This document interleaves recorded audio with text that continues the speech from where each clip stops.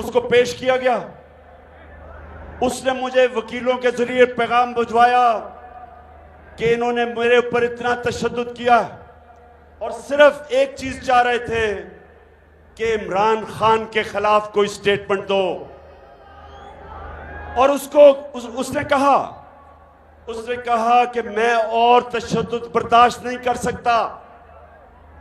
उसने कहा कि इन्होंने मुझे नंगा करके मेरे ऊपर तशद्दुद किया।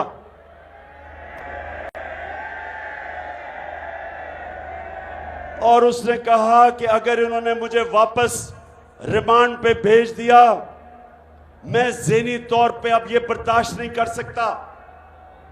तो उसके ऊपर मैंने कहा था, जब उसको रिमांड पे भेजा गया तो मैंने तो उसके ऊपर कहा कि इसके ऊपर कानूनी कार्रवाई करेंगे,